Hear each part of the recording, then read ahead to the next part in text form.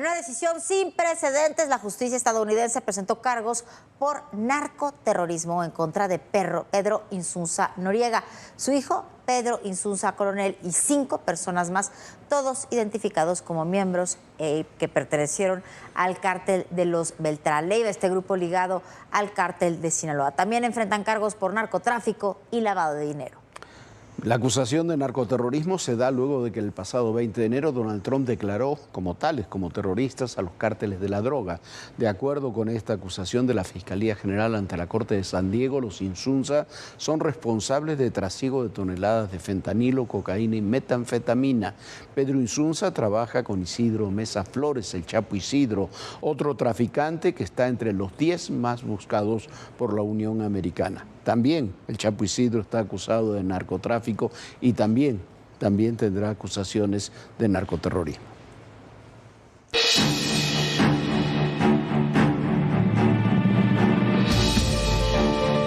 To the leaders of the Sinaloa cartel, you are no longer the hunters. You are the hunted. An indictment which our office unsealed today is the first in the nation to charge multiple alleged leaders of the Sinaloa cartel with narco-terrorism and material support of terrorism charges in connection with trafficking massive amounts of fentanyl, cocaine, methamphetamine, and heroin. Así es como este 13 de mayo la Fiscalía Federal en la Corte de San Diego, California, anunció por primera vez cargos de narcoterrorismo contra 7 integrantes de un cártel mexicano, el de los Beltrán Leiva. Pedro Insunza Noriega, de 63 años, también conocido como Sagitario o el de la silla, debido a que sufrió una parálisis durante un enfrentamiento. Las autoridades de Estados Unidos lo tienen identificado desde hace más de 2 décadas. Comenzó como enlace financiero y después traficó cocaína por tierra y mar, la cual traía desde Colombia. Luego traficó metanfetaminas, heroína y más recientemente fentanilo. Su hijo Pedro Insunza Coronel, de 33 años, alias El Pichón, se dedicó junto a su padre a traficar metanfetaminas, cocaína y fentanilo hacia los Estados Unidos. Según la acusación presentada ante la Corte Federal en San Diego, California, el rol de estos criminales evolucionó hacia el liderazgo operativo y logístico de la célula criminal, dedicada a la importación y distribución de drogas. To be more specific, over the past several years, father and son have trafficked tens of thousands of kilograms of fentanyl into the United States. For example, on December 3rd, 2024, Mexican law enforcement raided multiple locations in Sinaloa that are controlled and managed by the father and son and seized 1,500 kilograms. That's more than 1.65 tons of fentanyl, the largest known fentanyl seizure in the world. La acusación forma parte de la operación Take Back America, una estrategia del Departamento de Justicia estadounidense para frenar el flujo de droga desde México hacia los Estados Unidos. En las indagatorias y conformación de los expedientes participan el FBI y la Agencia de Investigación de Seguridad Nacional. El fiscal adjunto Joshua Miller detalló que a través de 3 años de investigaciones se detectó que los brazos de la red de los Insunza se extienden a países como Colombia, Panamá, Costa Rica, Honduras, Guatemala y México, y que sus drogas llegan a las ciudades como San Diego y Los Ángeles, California, Phoenix, Arizona, Miami, Florida y a Nueva York. Además de las acusaciones contra los Insunza, el Departamento de Estado de la Unión Americana señaló que Insunza Noriega también trabajó estrechamente con Óscar Manuel Gastelum Uribe, el músico, para traficar cargamentos marítimos de cocaína y gestionar las fuentes de suministro de la droga. Tanto Insunza como Gastelum lideraron junto a Isidro Mesa Flores el Chapo Isidro, una de las organizaciones criminales que Estados Unidos acusa de enviar toneladas de droga hacia Estados Unidos. En diciembre del 2023 fueron sancionados por la Oficina de Control de Activos Extranjeros, la OFAC, del Departamento del Tesoro, debido a su involucramiento en el tráfico de drogas. Actualmente el Chapo Isidro se ha sumado a la guerra en Sinaloa entre las facciones del cártel de Sinaloa. Una publicación de Río 12 señala que el Chapo Isidro controla los municipios de Sinaloa, Guasave, Juan José Ríos y Ahome.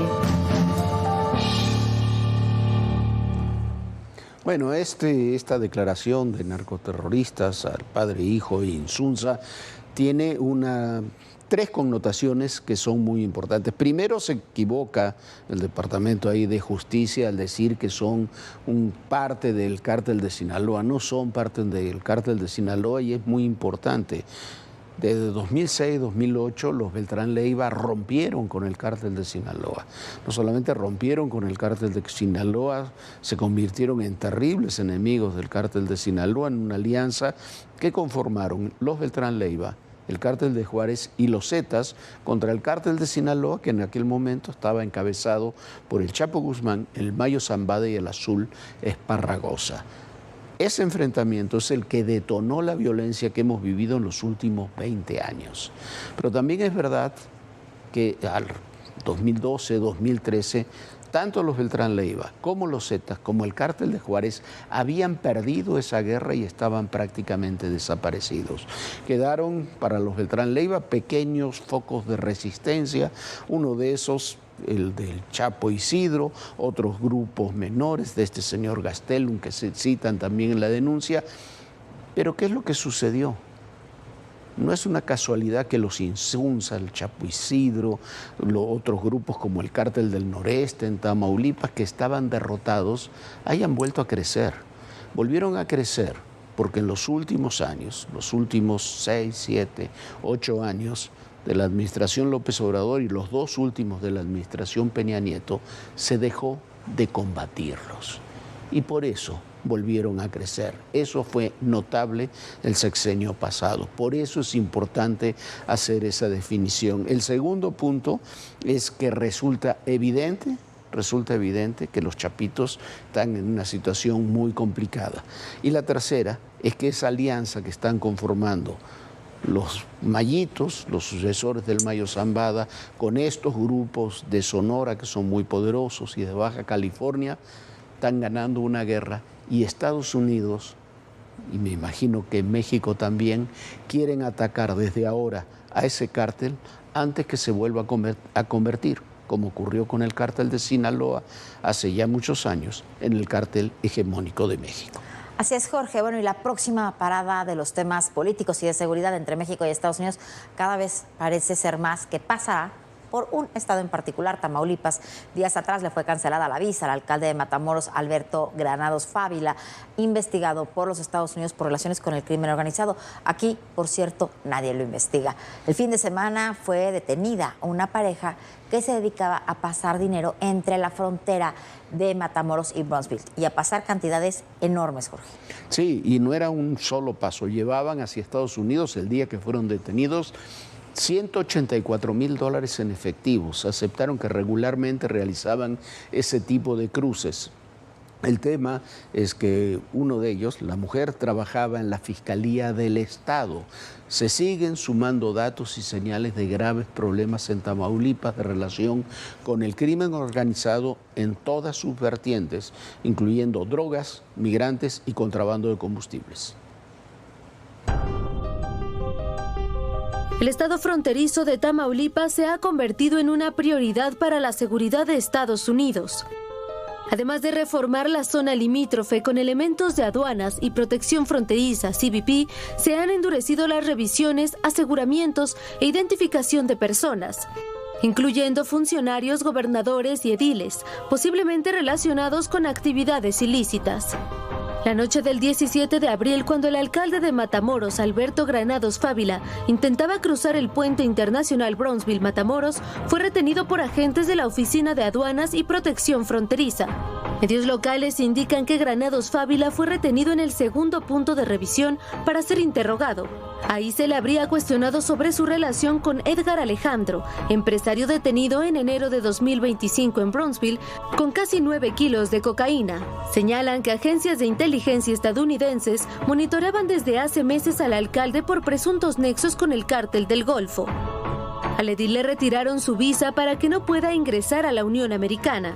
En entrevista, el alcalde morenista dijo que no fue retenido y que solo se trató de una revisión de rutina como a cualquier persona. Solamente fue una revisión de la unidad y luego ya partimos para las compras para prepararnos para estar el día de hoy. ¿No reitera que sí puede pasar a Estados Unidos? Claro que sí. ¿Trae su visa que nos lo pudiéramos? No la traigo ahorita, digo, no sé si tú la cargas todos los días, pero mi visa está resguardada obviamente en mi casa. El fin de semana, una empleada de la Fiscalía de Tamaulipas y su novio fueron detenidos por autoridades estadounidenses al intentar cruzar de Texas a México más de $184,000 ocultos. Angélica Rodríguez y Alejandro también fueron interceptados en el puente internacional Brownsville-Matamoros. La detención es parte de las investigaciones de seguridad nacional que los vinculó con un grupo criminal que opera en la frontera norte de Tamaulipas. A los mexicanos los seguían desde una gasolinera de Brownsville donde tomaron el dinero. El 31 de marzo, en un operativo conjunto, autoridades federales detuvieron en Nuevo Laredo a Fernando N., de 24 años, acusado de conspiración con posesión e intención de distribución de cocaína, conspiración de transporte de personas indocumentadas en Estados Unidos, abuso sexual, violencia doméstica y agresión de causa corporal. Este sujeto contaba con orden de arresto en Estados Unidos. Este lunes, el PAN en Tamaulipas informó a la Embajada de Estados Unidos en México sobre una denuncia que presentó ante la Fiscalía General de la República en contra de Tania Contreras López, exconsejera jurídica del gobernador Américo Villarreal, y el cuñado de ella, Juan Carlos Madero Larios, exdirector del Centro de Operaciones de Aduanas en 2022 por presunto robo de combustible. A finales de marzo, el Gabinete de Seguridad del Gobierno de México llevó a cabo una operación en Altamira, Tamaulipas, donde se aseguraron 10 millones de litros de diésel. Para ADN 40, Fuerza Informativa Azteca. Bueno, mientras tanto, siguen las repercusiones del caso de la gobernadora Marina del Pilar Ávila y de su esposo Carlos Torres, a los que los Estados Unidos también les retiró su visa.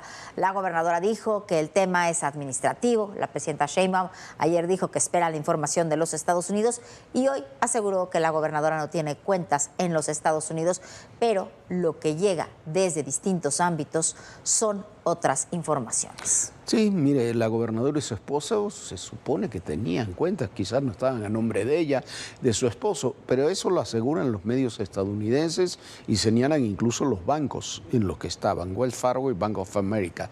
Dicen que esas cuentas quizás ahora no las tiene porque fueron canceladas. Debería tenerlas porque la gobernadora y su pareja y su esposo solían vivir, decían que por razones de seguridad, más en San Diego que en Mexicali.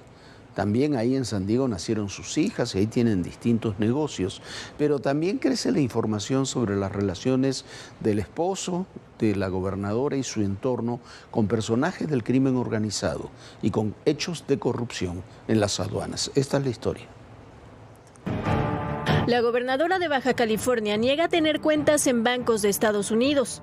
En una publicación en la red social X, Marina del Pilar Ávila acusó que desde el lunes se han difundido mentiras. No obstante, escribió que continuará caminando del lado correcto de la historia con la frente en alto. A esta afirmación se sumó la presidenta Claudia Sheinbaum. Ayer algunos medios difundieron que había un congelamiento de cuentas. Hablamos con la gobernadora y la gobernadora nos dijo que ella no tiene cuentas en el extranjero.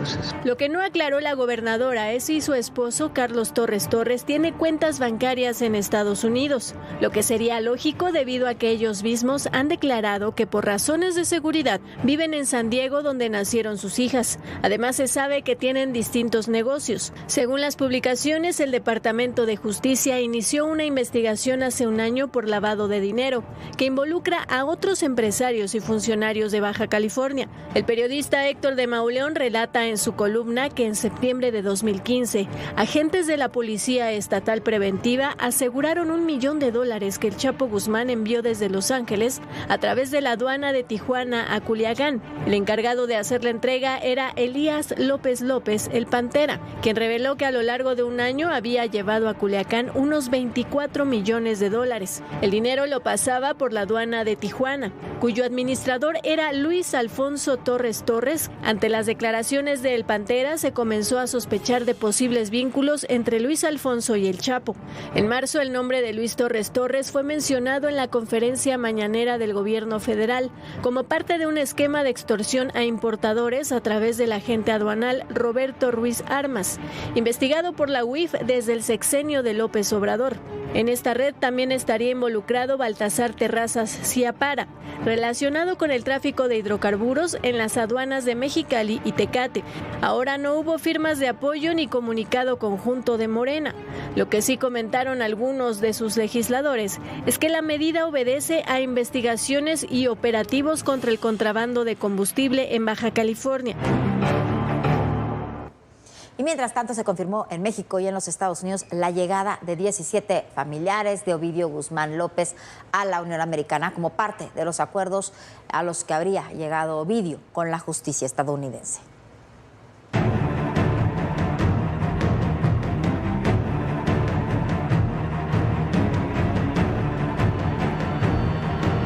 El pasado viernes 9 de mayo, 17 familiares de Joaquín El Chapo Guzmán se entregaron al gobierno de Estados Unidos.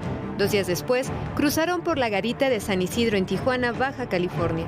Entre ellos estaba Griselda López Pérez, segunda esposa de Joaquín El Chapo Guzmán y madre de Ovidio Joaquín Guzmán López.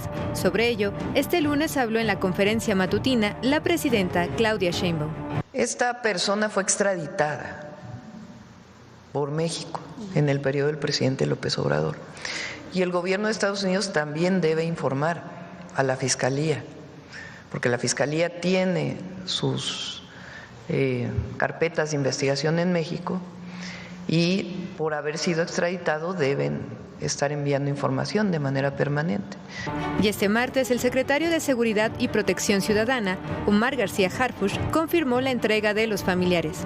Indicó que es parte del proceso de negociación entre Ovidio Guzmán y el gobierno de Estados Unidos, quien en julio próximo se declarará culpable ante la Corte Federal en Chicago para buscar un trato y formar parte del programa de protección a testigos.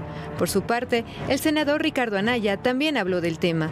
Los chapitos van a cantar y nos vamos a enterar de muchas cosas, porque el gobierno norteamericano no ofrece inmunidad a cambio de nada, lo ofrece a cambio de información. En 2012, Griselda López fue incluida en la lista de cabecillas de narcotráfico bajo la ley Kingpin del Departamento del Tesoro de Estados Unidos, acusada de brindar apoyo logístico al Chapo y facilitar la operación del Cártel de Sinaloa, la facción a cargo de su exesposo. En México, Griselda López no enfrenta cargos actualmente. Los familiares del Chapo llevaban consigo al menos 2 maletas por persona y en conjunto transportaban $70,000 en efectivo. En el grupo se identificó también a una hija de Griselda López, un nieto, así como varios sobrinos. Bueno, y esto, como decíamos, implica también muchas cosas. Lo decíamos ayer, hay que reiterarlo hoy. El acuerdo de culpabilidad de Ovidio y muy probablemente de Joaquín Guzmán López implica un golpe terrible para los chapitos, para sus hermanos Iván y Jesús Alfredo, que están al frente de esa organización.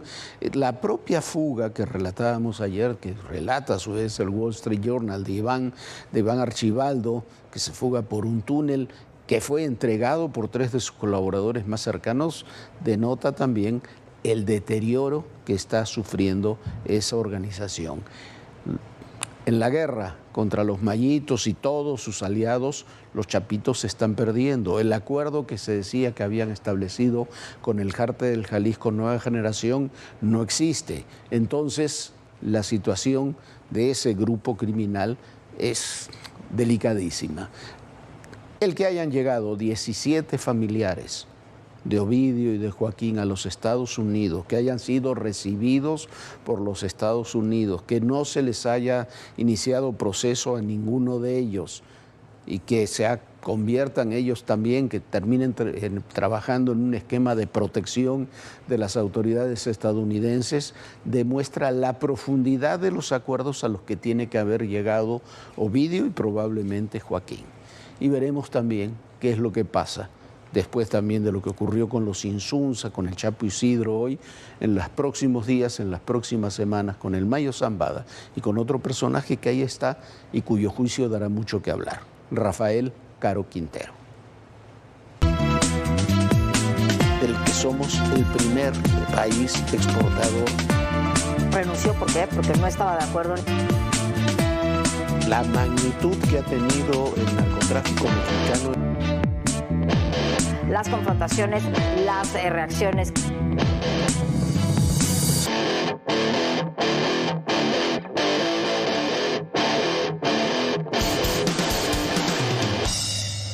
Bueno, y fueron decomisados 1.3 toneladas de cocaína pura en las costas de Guerrero. Y hoy también fueron asesinados un ex alcalde en Veracruz, un ex diputado priista en Jalisco y el domingo pasado un ex dirigente del PRD en Oaxaca.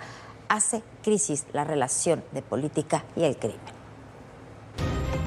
Son poco más de 1.300 kilos de cocaína incautada en costas de Guerrero. Oficiales de la Marina realizaban un recorrido de vigilancia cuando vieron 68 bultos que contenían la droga. Con apoyo del Ejército y de la Guardia Nacional, las fuerzas federales trasladaron los paquetes al muelle de la 8ª Región Naval en Acapulco. Lo incautado fue dado a conocer esta mañana por el secretario de Seguridad, Omar García Harfuch, a través de redes sociales. En lo que va de esta administración federal, se han incautado 37 toneladas de droga vía marítima. Por la tarde de este mismo martes en Zapopan, Jalisco, se dio a conocer el asesinato de Luis Armando Córdoba Díaz, titular de la Secretaría de Alianzas Políticas y Agenda Ciudadana del Comité Directivo Estatal del PRI. Ocurrió mientras estaba en una cafetería. Hombres armados se le acercaron y le dispararon en 26 ocasiones.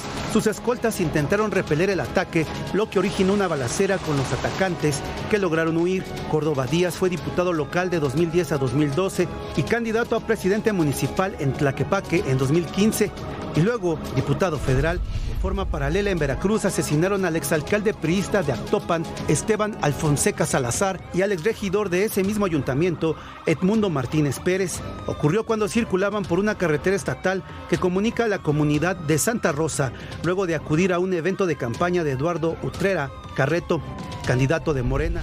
Estos homicidios se suman a lo ocurrido el pasado 11 de mayo. Gerardo Leobardo Santos López, exalcalde de Santa María Ipalapa, Oaxaca, fue asesinado a balazos tras un altercado en una cantina con un elemento de la policía municipal. Santos López fue alcalde de 2014 a 2016 por el PRD. En 5 días suman 8 políticos asesinados, 3 de ellos en Veracruz. Y bueno, Donald Trump está de gira por Medio Oriente sin ir a Israel, solo visitará los países aliados del Golfo y estos se están prodigando en forma notable para complacerlo. Pero lo están haciendo como les gusta a Trump, con dinero. Hoy Arabia Saudita cerró el contrato militar más grande de la historia con la Unión Americana. Le comprará nada más y nada menos que 142.000 millones de dólares en equipo militar, al tiempo que se comprometieron a invertir en Estados Unidos otros 600.000 millones de dólares en estas empresas de tierras raras, como se llama, y en empresas de alta tecnología. Así está la visita de Trump a Medio Oriente. Le fue bien, ¿no? Al mismo tiempo, el gobierno de Qatar le regalará a Trump el nuevo Air Force One que utilizará mientras terminan de entregar hasta el 2028-2029 los aviones que ha encargado el gobierno estadounidense. Este modelo, este avión que le regaló Qatar es un muy moderno que ya está siendo equipado en los Estados Unidos, al tiempo que también se comprometieron en Qatar a comprar 300 aparatos de esta empresa estadounidense. Así están las cosas. Pero mire, hoy murió un hombre paradigmático, no solamente de la izquierda, de la política latinoamericana. Un hombre que fue importantísimo como por su símbolo, pero no solamente por su símbolo, por lo que hizo. Si nuestra izquierda tuviera como referencias a hombres como Pepe Mújica, el fallecido el día de hoy, expresidente del Uruguay, falleció a los 89 años de cáncer, sería una izquierda democrática, incluyente, ajena a la división, el agravio y la polarización. Desgraciadamente, no cumple con esas características. No estaría detrás apoyando a dictadores y conservadores que dicen ser revolucionarios. Mujica fue mucho más que un hombre con una forma austera de vivir, que es lo que muchos destacan con razón, y fue austero antes, durante y después de su presidencia. Fue mucho más que eso. Fue un hombre que encabezó una guerrilla en los años 70, que cuando fue detenido fue torturado en forma feroz, que pasó casi 13 años arrojado en un pozo, literalmente en un pozo, en unas condiciones de terrible aislamiento. Es el hombre que cuando salió de prisión no buscó venganzas sino acuerdos, que no quiso la revolución sino la democracia, el pluralismo y el diálogo con todos, sin descalificaciones ni inventando enemigos o complots. asumiendo que la prosperidad y la estabilidad eran lo mejor que le podía suceder a su país, al Uruguay. Nunca pretendió ser el sucesor, el transformador, el sucesor de Artigas, de San Martín, de Bolívar, de Martí o de Benito Juárez. Se limitó a gobernar con decencia y, eso sí, para todos. Era un hombre que tenía memoria, pero no tenía rencores. Descansa en paz, Pepe Mujica.